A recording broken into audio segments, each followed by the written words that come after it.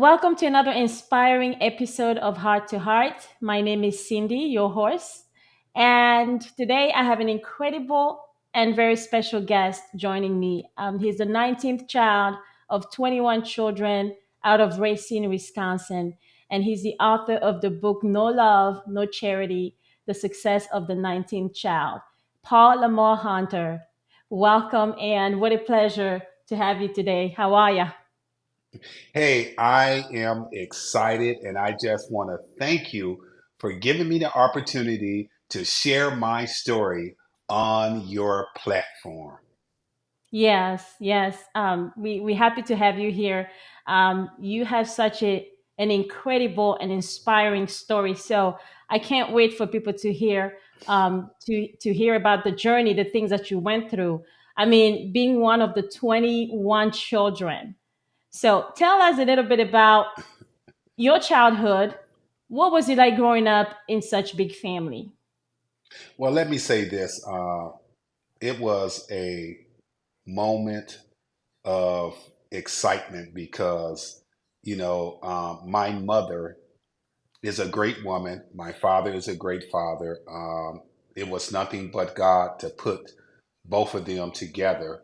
And my mother, she birthed 21 children by my dad, 17 of us living today, Mm, 63 grandchildren, and 87 great grandchildren.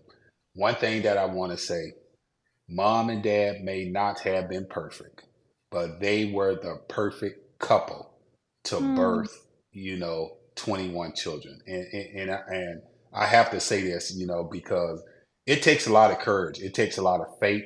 It takes a lot of discipline. It takes a lot of vision just to raise a huge family like the Hunter family. So growing up in the Hunter family, I can tell you, on Sundays, it was getting up in the morning, preparing that soul food where mom and dad, that traditional family, just getting up in the morning, cooking together as a family, because I believe that mom and dad was preparing us for life mm. after we become adults. So on Sundays, it was mandatory that we got up at 7 o'clock in the morning. We had to help mom and dad in the kitchen, cooking, cleaning. By 10 o'clock, we were heading toward church. Now, my mom and dad had two station wagons. So when you have a family of 21 siblings, so you had so many people in one station wagon, the other one in another station wagon. So we went to church. By 12:30, we were home. The pastor would come over on Sunday. He would sit at the table. He would pray with us and bless the food, and we will all eat together and sit there and watch some Sunday NFL football. So all of my family members, my dad, my mom, my siblings, they were all Green Bay Packers fans, and so I was the only kid that went against the Hunter family tradition, and I became a San Francisco 49ers fan. So we had Wow. some good times in the Hunter family, and we also had some bad times. But one thing I can say, the good times always overcame the bad times. Wow, I'm glad to hear that. Because it's obviously it was challenging. It was challenging. It could have been even overwhelming. You know, catering to 21 children. So I really applaud your mom. Let's just say that. What a remarkable woman. What a remarkable woman she is. Strength and resilience. That she displayed raising you all, because I've seen pictures of you guys and you look good. So your parents did a pretty good job raising you guys. So I'm glad to hear that. And so in your book, you talked about your mother's involvement, starting the first homeless shelter in Racine, Wisconsin. Am I saying this right? Yes, yes, Racine, yes, Wisconsin. yes. Awesome. And can you tell us about the impact that she had on the community and her action? How did her action influence you Well, personally? Well, it influenced me because when my mother started the first homeless shelter in Racine, Wisconsin, I was in my mother's room. So while Wow. she was birthing Love and Charity Homeless Shelter, she was also birthing me at the same time. So something good came out of it. You got myself as a human being telling you the story, and also Love and Charity. It has impacted the city of Racine, Wisconsin in a positive way because my mother, as a woman, she is the first to birth 21 children and to start a homeless shelter in the state of Wisconsin. So she helped countless homeless men and women that was on drugs and alcohol that did not have a place to stay. They were able to come to the shelter and get their soul and get their mind right. And once they did that, they were able to go back out in society and become productive men and women. So I give a lot of credit to my mom because, birthing 21 children and then Right. taking on the community and want to make the community a better place. I give all the kudos to my mom. That's awesome. That's great. Did you all grow up in under one roof? Oh, yes. Let me tell you this. My mom was pregnant with the 14th child.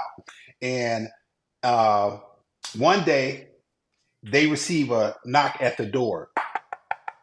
It was the Racine Sheriff Department coming in to complain. They said, you have 14.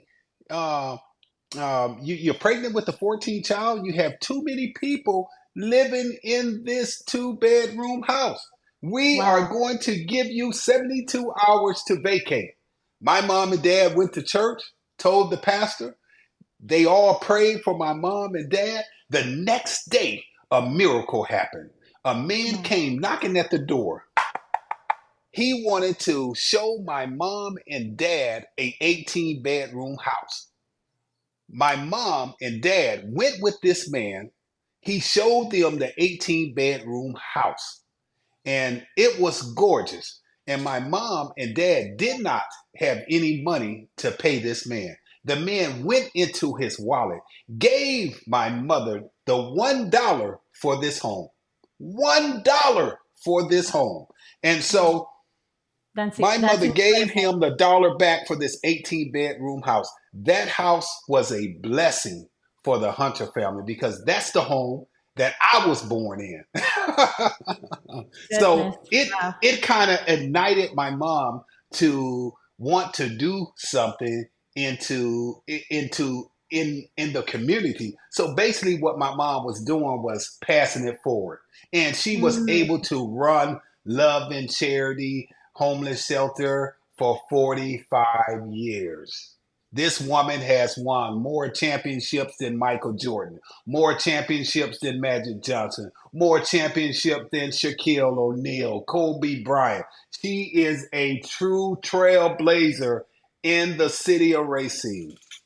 Wow. That is incredible. That is incredible. I mean, 18-bedroom home for $1. This is the first time I've never heard of anything like that. Yes, And well, hey, I mean, how was the excitement? Just this. So that's the house. At that time, your mother had 14 children. You yes. weren't born yet, but what have you heard your older siblings said? Like, what was the excitement like?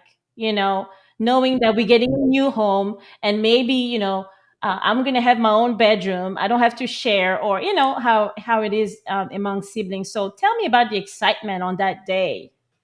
Talking to my brothers and sisters, they can recall every moment of it.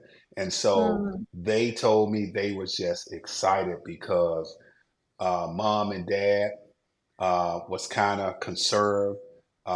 Where are they going to go?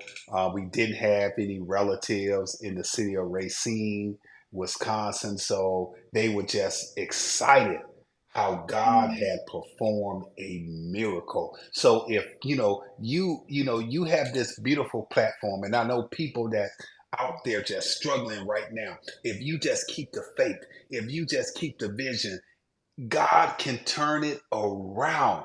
Just keep the faith that things will change around. If He can duplicate a miracle in my life, in my mother life, in my siblings' life, He can also duplicate a miracle in your life. Just keep the faith. Keep the faith and keep your head up. That is truly a miracle. And it just came right on time. The moment when you needed it, that's when you were blessed with the home. Your family was blessed with this big home for $1. That's incredible. Well, you went through a lot of hardship, poverty, but you were able to overcome them. And so I remember in your book you talked about how your siblings were instrumental into your upbringing. They were even helping you, with your homework. And so, how did you and your siblings serve as a support system for your parents during the time of hardship and poverty that you went through? Well, the hardship and poverty had happened in our family when my father passed away when I was 8 years old. So my mother had to step up to the plate. My older siblings had to step up to the plate. Yes, we did experience some hard times, but let me say this. The people in the community of Racine, Wisconsin, always had our backs. There Mm. were times where people would knock on the door and leave unexpected gifts at the door for the Hunter family. And that's during Christmas time. That's during Easter time. That is during Independence Day. That is during Thanksgiving time. I'm talking about miracle after miracle after miracle. I'm talking about with clothes, with food. Also, they will come and pick up. This one pastor will come and pick up all of my brothers and also Mm. my siblings. He, with his wife, would take us to go get a haircut. Do you understand that? Back then, that was a lot of money, you know. Exactly. But Exactly. the pastors and the people in the community did their jobs. They helped us in a tremendous way by taking us to the barbershop. And the reason why I bring this up is because there's a young lady here in San Antonio, Texas, where the father had passed away. So I know how it feels to grow up without a father. So I was able to pay for this child to get his hair cut. You know what I'm saying? Once a month. Do you understand that? Somebody did it for me. Wonderful. So it's my job to do it for somebody else. But my siblings, yes, they taught me how to read. They did homework with me. They wanted the best not only for me, but for the my younger siblings. They wanted the best for us. And so they did their jobs to make sure that we learn how to read, we learn how to write, even though some of them had to forego their education. But Mm. guess what? Mm. They gave us the basics of the education. And that's the reason why I'm here today sharing my story with you and other people as well. Wow, wonderful.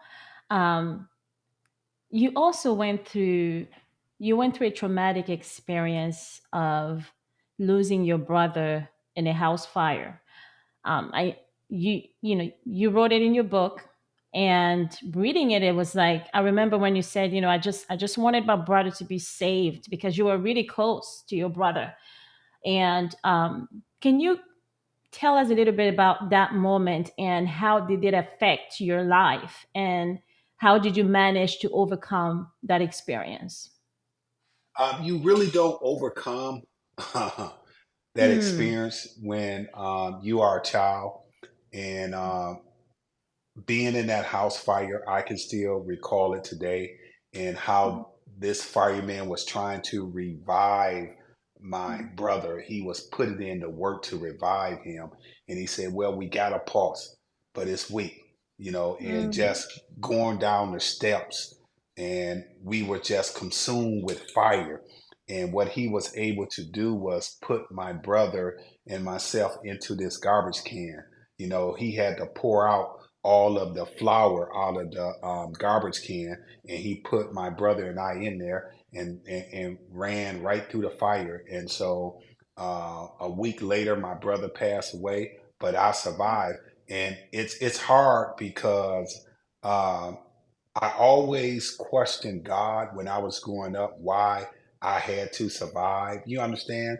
And Yeah. when I used to go to school and I would hear the siren going, or what I would do, I would run underneath the table. So it really affected me mentally. It really did affected me, mentally. And still today, as a 52-year-old, it still does affect me Wow. mentally. But I'm here, and I know that things are getting better each and every day. And I continue to pray. I continue to remain positive because, when you have a loved one that was very close to you pass Mm. away, it's gonna constantly, bother you each and every day, because you have an opportunity to get up every day and you thank God, but you be like, man, why I'm here, why I'm here.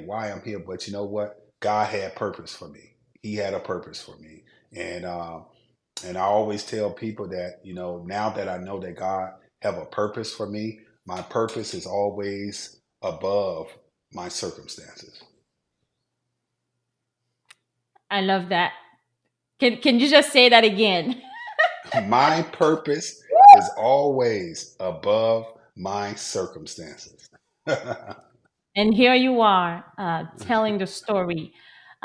We may not have known your brother, but we've read about him, and you've talked about him. So uh, you do have a purpose, and you're serving that purpose. Um, Thank you for sharing that. I know it was hard, but thank you for sharing that. Um, let's talk about your book. Let's talk Okay. about your incredible book, No Love, No Charity: The Success of the 19th Child. Um, why did you pick that title? What was the story behind this book, and what inspired you to write it? A lot of people always ask me that question. And Mm, uh, Dennis James Woods, he wrote my mother's book, Love and Charity, the life story of Louise Hunter in the Love and Charity Homeless Shelter. And it talked about my mother's life. And so I title it No Love, No Charity, the Success of the 19th Child, is because I experienced some difficult times with my mother. My mother, wasn't compassionate, wasn't loving toward my siblings and also me. And I learned some information later on in life, how my mother grew up. And mm, so how she had to experience a lot of tragedies, almost getting caught by the KKK, um, witnessing her cousin getting raped by the KKK, and mm, witnessing her cousin get murdered by the KKK. So those tragedies affected my mom. And I tell people mm, today that, when they read my book and they say, well, your mom did this, your mom did that. And I say to them all the time that, you cannot give what you don't have. You mm, just can't. So my mom was never perfect. My father was never perfect. My father was different from my mom, the 8 years that I had with my father. My father was loving and kind, and did stuff with us. My mother was, detached. You understand? mm, Detached. And the reason why I believe in my heart is because the way she grew up, and how, she had to experience the Jim Crow system. and how she Mhm. had to experience racism, how she had to experience being beat up by trying to go to school. You understand? So Mm. it really affected my mother um, extremely bad. And so my mother, I have to emphasize, she was a good woman in spite of her shortcomings. So I can't bash my mom because my mom gave me life, and I'm a father myself, and I'm not perfect because my kids tell me That's all the right. time. You know, my kids tell me all the time, but I learned a lot from my mom. I learned about the power of forgiveness and also letting things go. And I grew up with a lot of resentment. I grew up with a lot of Mm. anger. I grew up because I felt like I should have had a better life. But looking back on it, it was the journey, and I learned that while I was on that journey, I was constantly evolving into the person that God wanted me to be. And so I was Amen. going through a lot of failures and a lot of tests. And I overcame a lot of failures because I was able to turn um, my mistakes into a message of hope.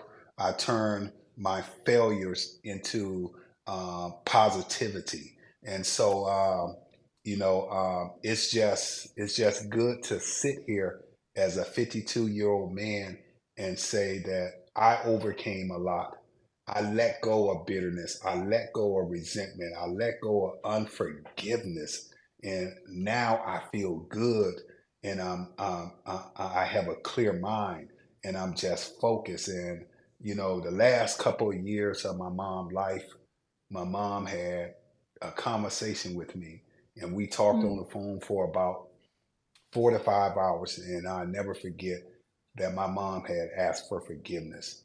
And that's the best thing when you hear people ask for forgiveness.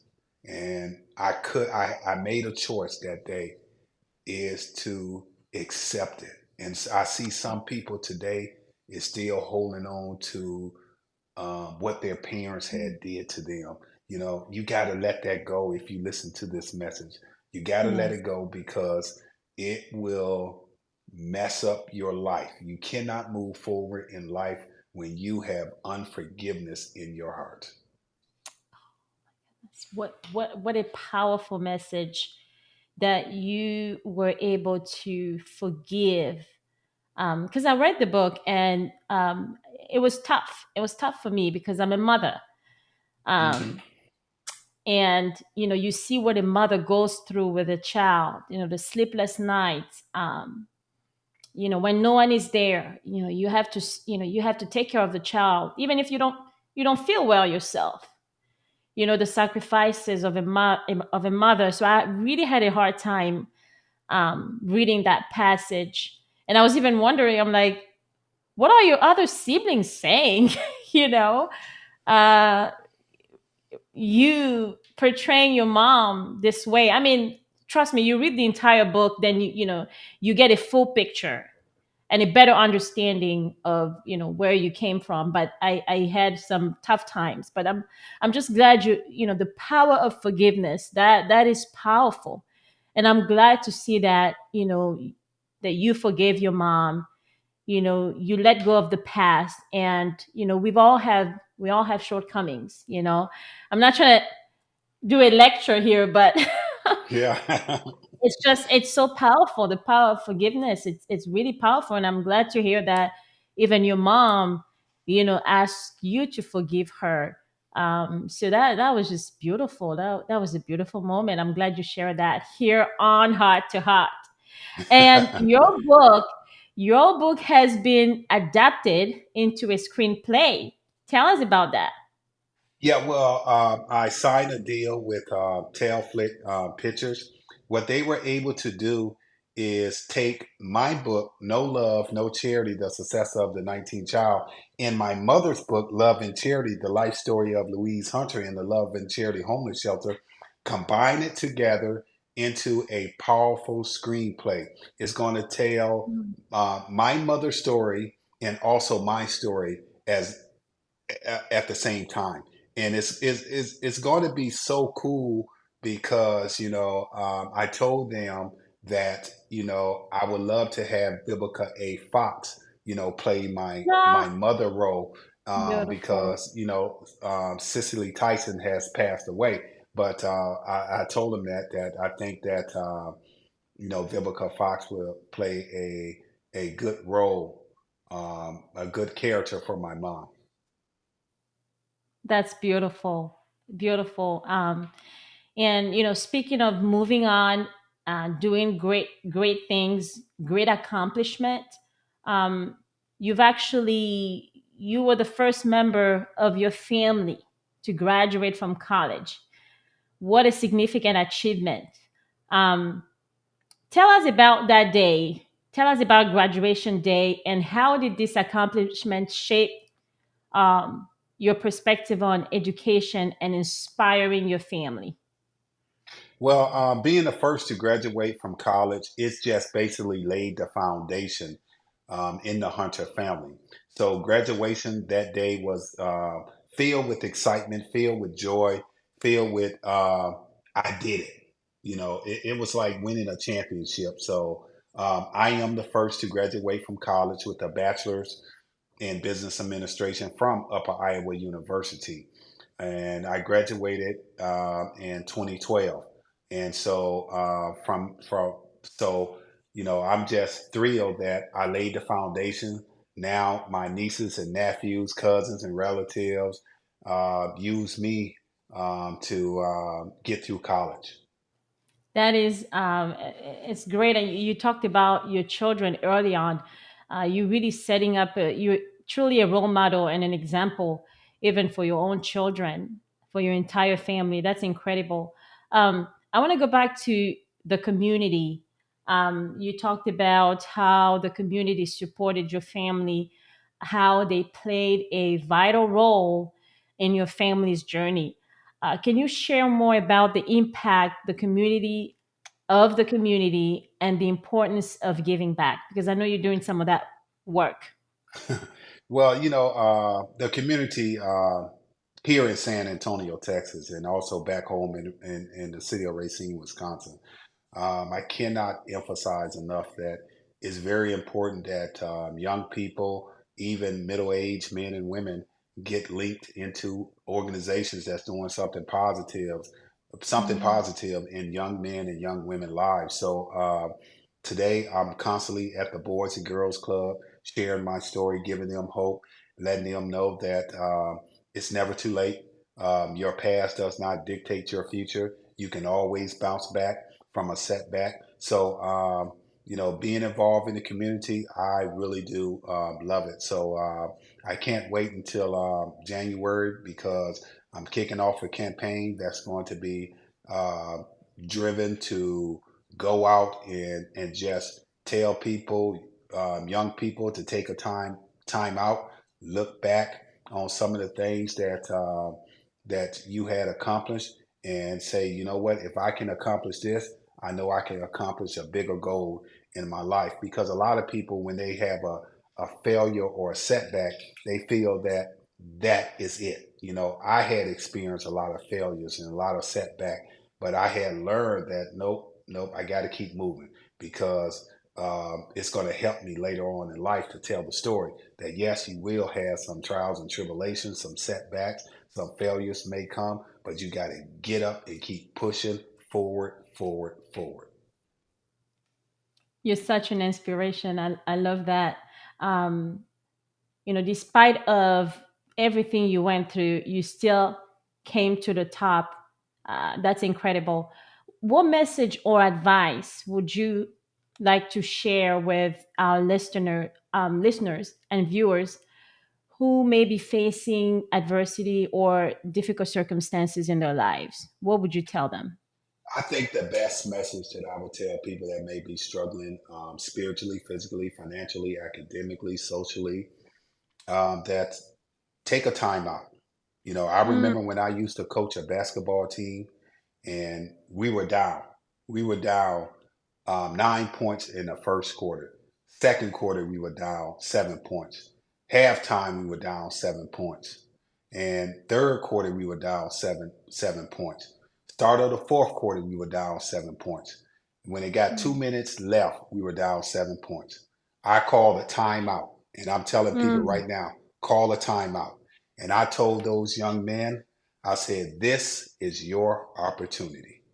This is our moment to come back and shock the world. This is our time. This is our championship. Let's go out and win it. And I'm telling mm, you, I don't care where you are in life, you can get back up and win, win, win. And we came back and we won by 1 point. wow. Oh my goodness. That's wonderful. Um, I love what you said. You said take a time out. And I feel like taking a time out allows us to reset, reevaluate, right? Because you're Yep. stepping back, yeah, you're stepping back and you're looking at, okay, where did I do wrong, or how can I improve and how can I do better? So that's really important. um you know just taking the time out. It's not like if everything is stopping. No, you're just taking the time out to allow yourself to just look back and see how you can do things differently and even improve yourself, be a better person, um, an improved person. I love that. That was great. Anything else you want to share? Well, I just want people to go out and get my book, No Love, No Charity: The Success of the 19th Child. And also, you can go out and get my mother's book, Love and Charity: The Life Story of Louise Hunter in the Love and Charity Homeless Shelter. Both books are available on Amazon and Barnes and Noble's bookstore. That's awesome. That's awesome. Go get a copy. It's a powerful book. That book is powerful. And talk to us about any plans, any future plans. Do you have any future plans, projects that you're working on? Well, right now I'm trying to work out a deal with Jennifer Hudson Show, so I can get booked on there sometime next month, and making sure that we continue to get the right characters um, to play my mother, my siblings, and also myself. So that's a big task right there. Is getting the characters to play the Hunter family children Do and you some have of a the date? grandchildren. Do you have No, a date that you planning to for the movie to come out, for the play to come out? no, do not have a date right now. They just working on the different types of characters that Hmm. can play my mother, myself, and also my siblings. Thank you, Paul. Are you on social media? If anyone want to get a hold of you, how can they get a hold of Mr. Paul Lamar Hunter? They can go to my website, paullamarhunter.com. I am on social media under Paul Lamar Hunter. Paul Lamar Hunter. I'm on Facebook, Instagram, Twitter under Paul Lamar Hunter. Wow. Well, Paul, I want to thank you for your time. You truly have an inspiring story, and it needs to be told, it needs to be heard. So, thank you for being here and gracing this platform with your powerful story. Thank you. Hey, thank you. I really appreciate it.